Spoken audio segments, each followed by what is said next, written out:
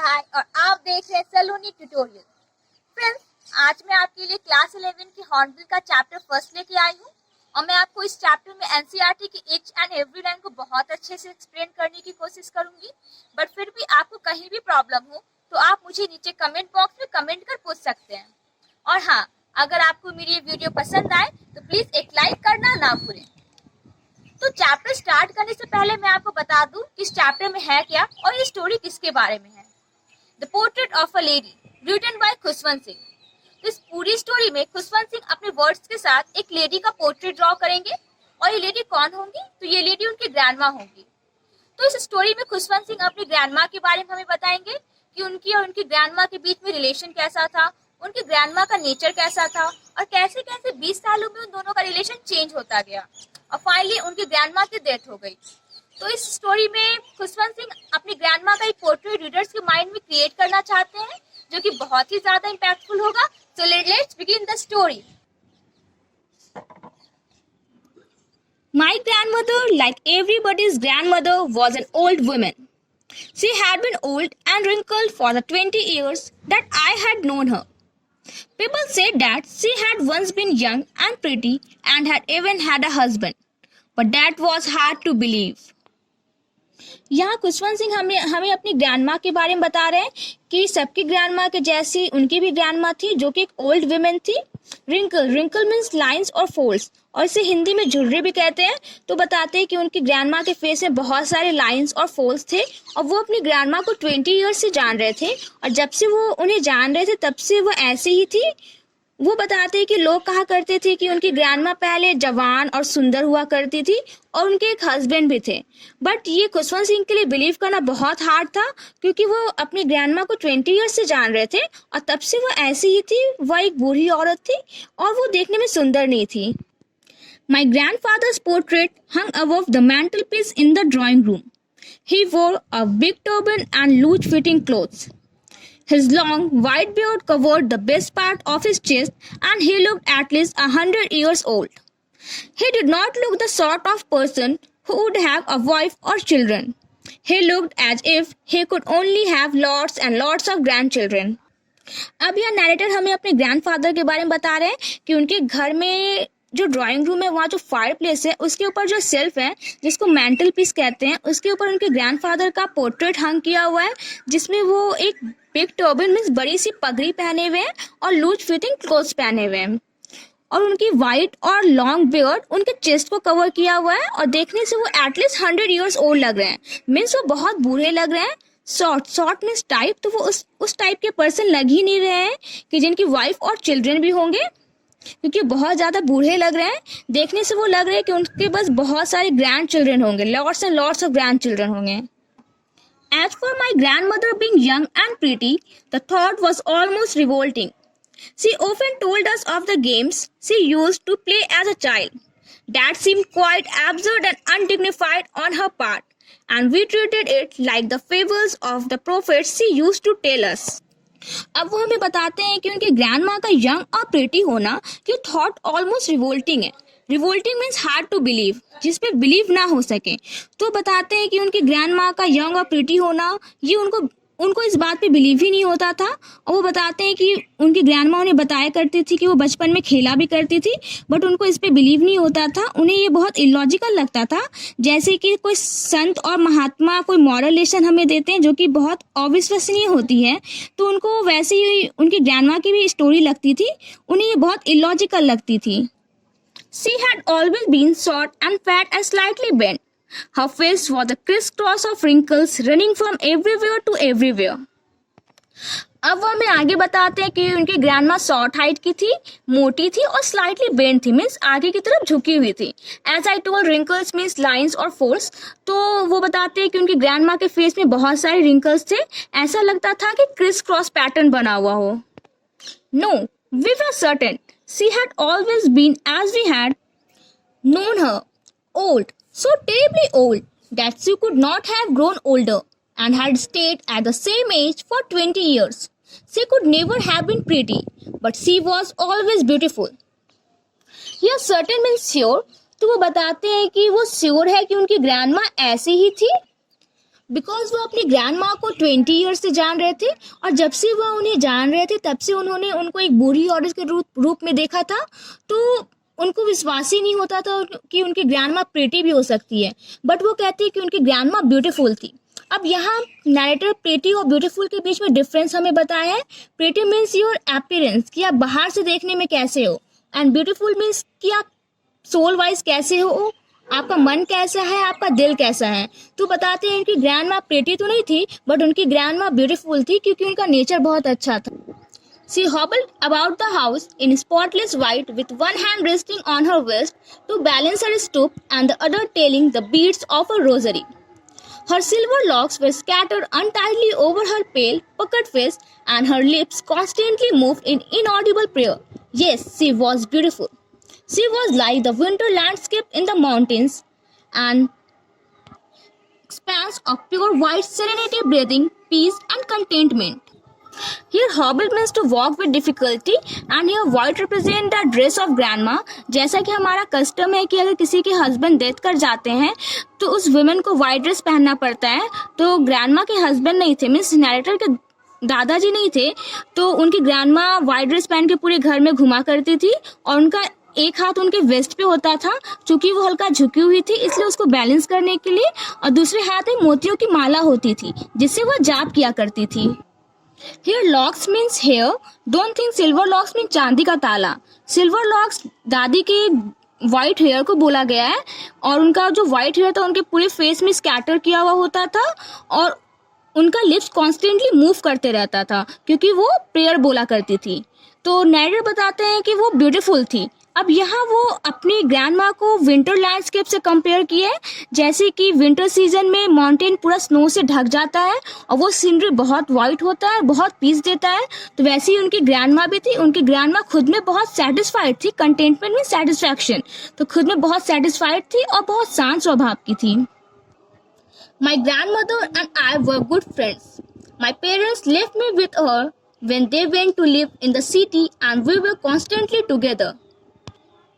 अब यह नैरेटर अपनी और अपनी ग्रैंड माँ के रिलेशनशिप के बारे में बता रहे कि वो दोनों बहुत अच्छे फ्रेंड्स थे, और जब उनके पेरेंट्स सिटी रहने चले गए थे तब नैरेटर को उनकी ग्रैंड माँ के पास छोड़ के गए थे और तब से वो दोनों साथ ही रह रहे थे। She used to wake me up in the morning and get me ready for school. She said her morning prayer in a monotonous sing-song while she bathed and dressed me in the hope that I would listen and get to know it by heart. I listened because I loved her voice, but never bothered to learn it. अब वह बताते हैं कि उनकी grandma रोज सुबह उन्हें उठाती थी और स्कूल के लिए रेडी करती थी, और जब वह उन्हें नहलाती थी तब वह एक मॉर्निंग प्रेयर उन्हें सुनाया करती थी, इस आशा से कि नैरेटर उसे सुनेंगे और याद करेंगे। बट नैरेटर बोलते हैं कि वो उसे सुनते थे क्योंकि उनको उनकी ग्रैंडमा का वॉइस बहुत अच्छा लगता था, बट कभी भी याद करने की कोशिश नहीं किए। Then she would fetch my wooden slate which she had already washed and plastered with yellow chalk, a tiny earthen ink pot and a red pen, tie them all in a bundle and hand it to me. After a breakfast of a thick stale chapati with a little butter and sugar spread on it, we went to school. She carried several stale chapatis with her for the village dogs. अब वह बताते हैं कि उनकी grandma उनके wooden slate को बहुत अच्छे से धो के और प्लास्टर कर रखती थी, और साथ में एक येलो चॉक, इंक पॉट जो कि मिट्टी का बना होता था, और एक रेड पेन देती थी और सबको बांध के उनको दे दिया करती थी। स्टील चपाती मीन्स रात की बची हुई रोटी, तो वो ब्रेकफास्ट में मोटी और रात की बची हुई रोटी साथ में बटर और शुगर के साथ खा के स्कूल चले जाते थे। और उनकी ग्रैंडमा बहुत सारी रात की बची हुई रोटी साथ में ले जाती थी विलेज डॉग्स के लिए। My grandmother always went to school with me because the school was attached to the temple. The priest taught us the alphabet and the morning prayer, while the children sat in rows on either side of the veranda singing the alphabet or the morning prayer in a chorus. My grandmother sat inside reading the scriptures. अब वो बताते हैं कि वो और उनकी grandma दोनों साथ ही स्कूल जाया करती थी, क्योंकि स्कूल टेम्पल से अटैच था और वहाँ के जो पंडित थे वो उन्हें अल्फ़ाबेट और मॉर्निंग प्रेयर सिखाया करते थे और सारे बच्चे वरांडा में एक रो में बैठ के उस अल्फ़ाबेट और मॉर्निंग प्रेयर को गाया करते थे। और उनकी जो ग्रैंडमा होती थी वो टेम्पल के अंदर बैठ के स्क्रिप्चर्स में धार्मिक किताबें पढ़ा करती थी। When we had both finished, we would walk back together. This time the village dogs would meet us at the temple door. They followed us to our home, brawling and fighting with each other for the chapatis we threw to them. अब वो बताते हैं कि जब उन दोनों का खत्म हो जाता था तब वो दोनों वापस चले जाते थे और इस टाइम उन्हें विलेज डॉग मिलते थे टेम्पल के डोर के पास और वो लोग भी उनको फॉलो करते करते उनके घर तक चले जाते थे और जो वो उन्हें चपाती देते थे उनके लिए वो डॉग्स आपस में लड़ते झगड़ते रहते थे। When my parents were comfortably settled in the city, they sent for us. That was a turning point in our friendship. अब वो बताते हैं कि जब उनके पेरेंट्स कंफर्टेबली सिटी में सेटल हो गए तब उन्होंने उनको नरेटर को और उनके ग्रैंडमा को वहां बुला लिया। तो ये नरेटर उनके ग्रैंडमा के फ्रेंडशिप का टर्निंग पॉइंट था। अब ये टर्निंग पॉइंट क्यों था ये हम आगे समझेंगे। Although we shared the same room, my grandmother no longer came to school with me. I used to go to an English school in a motor bus. There were no dogs in the streets and she looked to feeding sparrows in the courtyard of our city house. वो बताते हैं कि although वो लोग same room ही वहाँ भी share करते थे बट उनके ग्रैंडमा अब उनके साथ स्कूल नहीं जाया करती थी क्योंकि वो अब इंग्लिश मीडियम स्कूल में चले गए थे और वो एक मोटर बस से जाते थे और वहाँ के स्ट्रीट में डॉग्स भी नहीं थे इसलिए उनकी ग्रैंडमा हाउस में जो कोर्टयार्ड था वहाँ जो स्पैरो आते थे तो उनको दाना देना शुरू कर दी। As the years rolled by, we saw less of each other. For some time, she continued to wake me up and get me ready for school. When I came back, she would ask me what the teacher had taught me. I would tell her English words and little things of Western science and learning. The law of gravity, Archimedes' principle, the world being round, etc. This made her unhappy. Rolled by means as a time pass. तो जैसे जैसे समय बीतता गया वो दोनों एक दूसरे को बहुत कम ही देखने लगे। अब वो बताते हैं कि उनकी ग्रैंडमा तो पहले उन्हें सुबह उठाया करती थी और स्कूल के रेडी भी किया करती थी और जब वह स्कूल से वापस आती थी तो वो उनसे पूछते थे कि आज टीचर ने क्या पढ़ाया। तो वह उन्हें बताते थे कि कुछ इंग्लिश के वर्ड्स, वेस्टर्न साइंस और कुछ प्रिंसिपल्स जैसे law of gravity, Archimedes principal. तो ये सुन के उनकी ग्रैंडमा बहुत दुखी हो जाती थी। She could not help me with my lessons. She did not believe in the things they taught at the English school and was distressed that there was no teaching about God and scriptures. अब grandma narrator के पढ़ाई में भी help नहीं कर सकती थी क्योंकि उन्हें इंग्लिश आती नहीं थी। उन्हें इंग्लिश मीडियम में पढ़ाए जाने वाले इंग्लिश वर्ड्स और वेस्टर्न साइंस पे बिलीव नहीं था। उन्हें लगता था कि इंग्लिश मीडियम में भी गॉड्स और स्क्रिप्चर्स के बारे में कुछ बताया जाना चाहिए। One day, I announced that we were being given music lessons. She was very disturbed. To her, music had lewd associations. It was a monopoly of harlots and beggars and not meant for gentlefolk. She said nothing, but her silence meant disapproval.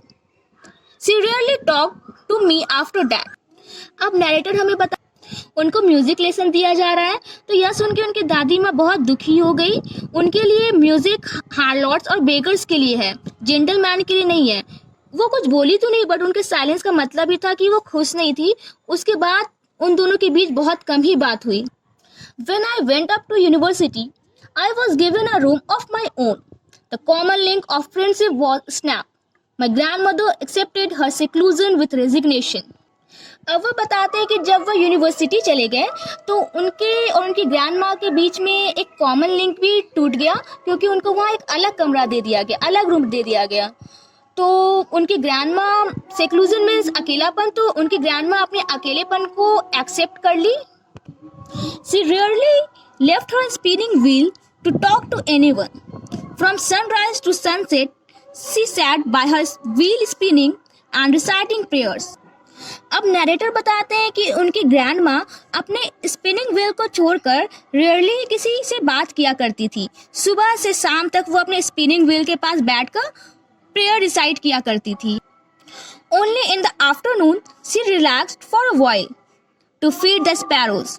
While she sat in the veranda breaking the bread into little bits, hundreds of little birds collected round her, creating a veritable bedlam of chirpings. Some came and perched on her legs, others on her shoulders. Some even sat on her head. She smiled but never shooed them away. It used to be the happiest half hour of the day for her. अब narrator बताते हैं कि उनकी दादी माँ बस दोपहर के वक्त रिलैक्स करती थी और उस समय वो स्पैरो को दाना दिया करती थी। जब वो वेरेंडा में बैठकर ब्रेड तोड़ती थी तो हंड्रेड्स ऑफ वो बर्ड्स वहाँ कलेक्ट हो जाते थे। Veritable bedlam of chirping means noise produced by birds. जो बर्ड्स नॉइज करते हैं उनको कहते हैं वेरिटेबल बेडलम ऑफ चर्पिंग्स। तो बर्ड्स बहुत नॉइज प्रोड्यूस किया करते थे। बहुत सारे उनके लेक में आके बैठ जाते थे और बहुत सारे तो सोल्जर्स पे आके बैठ जाते थे और कुछ उनके हेड पे आके बैठ जाते थे। तो उनकी दादी माँ स्माइल करती थी बट कभी भी उन्हें भगाती नहीं थी। तो उनकी दादी माँ का ये पूरे दिन का सबसे अच्छा आधा घंटा हुआ करता था जिसमें वो खुश हुआ करती थी। When I decided to go abroad for further studies, I was sure my grandmother would be upset. I would be away for 5 years, and at her age, one could never tell. But my grandmother could. अब narrator हमें आगे बताते हैं कि जब वह अपने further studies के लिए अब्रोड जाने का डिसीजन लिए तो उन्हें पक्का यकीन था कि उनकी ग्रैंडमा अपसेट होंगी क्योंकि वो वहाँ 5 साल के लिए रहने जा रहे थे और उन्हें लग रहा था कि पता नहीं वो वापस आएंगे तो अपनी ग्रैंडमा को देख भी पाएंगे कि नहीं देख पाएंगे। बट उनकी ग्रैंडमा को पक्का यकीन था। She was not even sentimental. She came to leave me at the railway station but did not talk or show any emotion. Her lips moved in prayer. Her mind was lost in prayer. Her fingers were busy telling the beads of her rosary. Silently, she kissed my forehead, and when I left, I cherished the moist imprint as perhaps the last sign of physical contact between us. अब वो हमें बताते हैं कि but उनकी grandma एकदम sentimental नहीं हुई, एकदम भावुक नहीं हुई। वो उन्हें रेलवे स्टेशन भी छोड़ने आई थी बट वो कोई इमोशन शो नहीं कर रही थी और उनका लिप्स अभी भी कॉन्स्टेंटली मूव कर रहा था। क्यों? क्योंकि वो अभी भी प्रेयर बोल रही थी और उनके फिंगर्स में अभी भी मोतियों की माला थी जिनसे वो जाप किया कर रही थी। उनकी ग्रैंडमा साइलेंटली नरेटर के फॉरहेड पे किस की और ये जो मॉइस्ट इम्प्रिंट रह गया उनके फॉरहेड पे तो नरेटर को लगा कि शायद ये उनके और उनकी ग्रैंडमा के फिजिकल कांटेक्ट लास्ट साइन हो फिजिकल कांटेक्ट का। शायद वो 5 साल बाद जब वापस आए तो अपनी ग्रैंडमा को देख भी पाएंगे कि नहीं देख पाएंगे, क्योंकि उनको लग रहा था कि जब वो 5 साल बाद वापस आएंगे तो उनकी ग्रैंडमा हो सकता है डेथ कर जाए। But that was not so. After 5 years I came back home and was met by her at the station. She did not look a day older. She still had no time for words, and while she clasped me in her arms, I could hear her reciting her prayers. Narrator बोलते हैं but ऐसा नहीं हुआ। जब मैं 5 साल बाद वापस आया तो ग्रैंडमा मुझसे रेलवे स्टेशन पे मिलने भी आई और वो अभी भी उन्होंने 5 साल पहले जैसे अपनी ग्रैंडमा को देखा था वैसे ही वो अभी भी लग रही थी। उनके लिए बोलने के लिए अभी भी टाइम नहीं था, बस उनकी ग्रैंडमा ने उनको गले से लगाया और वो सुने कि वो अभी भी प्रेयर रिसाइट कर रही थी।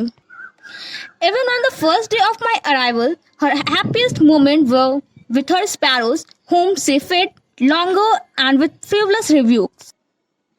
अब नरेटर हमें बताते हैं कि अभी भी उनकी ग्रैंडमा का सबसे खुशी वाला मोमेंट स्पैरो के साथ ही हुआ करता था। फ्रिवियस रिब्यूक मीन्स प्यार से डांटना। तो उनकी ग्रैंडमा स्पैरो को बहुत प्यार से डांटा करती थी।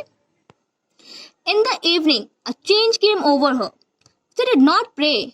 She collected the women of the neighbourhood, got an old drum and started to sing. अब नरेटर बताते हैं कि शाम में उनकी ग्रैंडमा में चेंज आया। वो प्रे नहीं कर रही थी, वो आस पड़ोस की बहुत सारी वुमेन को कलेक्ट की, एक ओल्ड ड्रम ली और गाने लग गई। For several hours she thumped the sagging skins of the dilapidated drum and sang of the homecoming of warriors. She had to persuade her to stop to avoid overstraining. That was the first time since I had known her that she did not pray. वो बताते हैं कि उनकी जो grand माँ थी वो घंटों तक डिलैपिडेटेड मीन्स डैमेज, फटी हुई, तो उस फटी हुई ड्रम को लेके होम कमिंग वॉरियर्स का गाना गा के जोर जोर से बजाने लग गई। वो बताते कि हम लोग ने ग्रैंड माँ को रोकने की बहुत कोशिश की, बट वो फर्स्ट टाइम था जब से वो अपनी ग्रैंड माँ को जान रही थी, ये पहला फर्स्ट टाइम था कि वो प्रे नहीं कर रही थी। The next morning she was taken ill. It was a mild fever and the doctor told us that it would go. But my grandmother thought differently. She told us that her end was near. She said that since only a few hours before the close of the last chapter of her life, she had omitted to pray. She was not going to waste any more time talking to us. अब narrator बताते हैं कि अगली ही सुबह उनकी दादी माँ का तबीयत खराब हो गया। डॉक्टर ने कहा कि छोटा सा बुखार है, वो चला जाएगा, बट उनकी ग्रैंड माँ ने उसे बहुत डिफरेंटली लिया। वो बोली कि उनका एंड नजदीक आ गया है, उनके चैप्टर को क्लोज होने में कुछ ही घंटे बाकी रह गए, मतलब अब वो मरने वाली है। उनकी दादी माँ को पता चल गया कि अब वो मरने ही वाली है, तो बोली उनके चैप्टर को क्लोज होने में कुछ ही घंटा रह गया है, तो वो अब प्रेयर करना चाहती है, वो बात करके टाइम वेस्ट नहीं करना चाहती है अपना। We protested but she ignored our protest. She lay peacefully in bed, praying and telling her beads. Even before we could suspect, her lips stopped moving and the rosary fell from her lifeless fingers. A peaceful pallor spread on her face and we knew that she was dead. अब narrator बताते हैं कि हम लोगों ने दादी माँ को रोकने की बहुत कोशिश की, बट उनकी ग्रैंड माँ शांति से बेड पे लेट के प्रेयर करना स्टार्ट कर दी और मोतियों की माला का जाप करने लग गई। वो कहते हैं कि हम लोग कुछ समझ पाते उससे पहले ही उनका लिप बंद हो गया, मतलब वो प्रेयर करना बंद कर दी और उनके हाथ से मोतियों की माला नीचे गिर गई। तो वो और उनका पूरा फेस पीलापन हो गया, पूरा शांत सा हो गया। अब वो लोग समझ गए कि उनकी ग्रैंड माँ अब नहीं रही। We lifted her off the bed and, as is customary, laid her on the ground and covered her with a red shroud. After a few hours of mourning, we left her alone to make arrangement of her funeral. अब narrator हमें बताते हैं कि जैसा कि हमारा custom है, उन्होंने अपनी ग्रैंड माँ को बेड से उठाया और जमीन पे रखकर रेड कपड़े से, लाल रंग के कपड़े से ढक दिया और दुख जताने के कुछ घंटे बाद वो लोग फ्यूनरल का अरेंजमेंट करने चले गए, मीन्स उस डेड बॉडी को जलाने के लिए अरेंजमेंट करने चले गए। In the evening, we went to her room with a crude statue to take her to be cremated. The sun was setting and had lit her room and veranda with a blaze of golden light. We stopped halfway in the courtyard. अब वो बताते हैं कि शाम को grand माँ को जलाने के लिए, क्रेमेटेड मीन्स डेड बॉडी को जलाना, तो शाम को ग्रैंड माँ को जलाने के लिए हम लोग एक स्ट्रेचर लेके उनके रूम पहुंचे और उनका रूम और वैरांडा, पूरे रूम और वैरांडा में सन का गोल्डन लाइट आ रहा था और वो लोग कोर्टयार्ड के आधे रास्ते में रुक गए। अब क्यों रुक गए ये हम लोग आपको आगे पता चलेगा। All over the veranda and in her room, right up to where she lay dead and stiff wrapped in the red shroud, thousands of sparrows sat scattered on the floor. There was no chirping. अब narrator हमें आगे बता रहे हैं कि पूरे वैरांडा और room में जहां उनकी दादी माँ डेथ की थी और जहां उनको रखा गया था रेड कपड़े से उड़ा के, वहां हजारों स्पैरो आके फर्श पे बैठे हुए थे और वो बहुत शांत से बैठे हुए थे, वो आज नॉइज प्रोड्यूस भी नहीं कर रहे थे। We felt sorry for the birds and my mother fetched some bread for them. She broke it into little crumbs the way my grandmother used to and threw it to them. The sparrows took no notice of the bread. When we carried my grandmother's corpse off, they flew away quietly. Next morning, the sweeper swept the breadcrumbs into the dustbin. अब narrator बता रहे हैं कि उन लोगों को वे birds के लिए बहुत बुरा लग रहा था क्योंकि जो ग्रैंड माँ थी जो उन्हें खाना दिया करती थी अब वो नहीं रही, तो इसलिए नरेटर की माँ जाके उन लोगों को ब्रेड दी जैसे कि उनकी ग्रैंड माँ दिया करती थी, उस ब्रेड को छोटे छोटे टुकड़ों में तोड़कर। लेकिन वो स्पैरो उस ब्रेड को नोटिस ही नहीं किए, उस पर ध्यान ही नहीं दिए और जब ग्रैंड माँ के डेड बॉडी को ले गया जलाने के लिए तो वे बर्ड्स उनके साथ उड़ गए और अगली सुबह जब स्वीपर आए तो उस ब्रेड क्रम्स को उठा के डस्टबिन में फेंक दिए। तो इस स्टोरी में हमने देखा कि खुशवंत सिंह की ग्रैंड माँ कितनी ब्यूटीफुल थी, उनका नेचर कितना अच्छा था कि बर्ड्स को भी उनसे लगाव हो गया था। सो गाइस, आई होप कि आपको मेरी वीडियो पसंद आई हो। मैं नेक्स्ट चैप्टर का वीडियो भी जल्द ही अपलोड करने वाली हूँ। मेरे चैनल के लेटेस्ट अपडेट पाने के लिए मेरे चैनल को सब्सक्राइब करें एंड वंस अगेन लाइक करना ना भूलें। तो आज के लिए इतना ही, मिलते हैं नेक्स्ट वीडियो के साथ। Have a good day.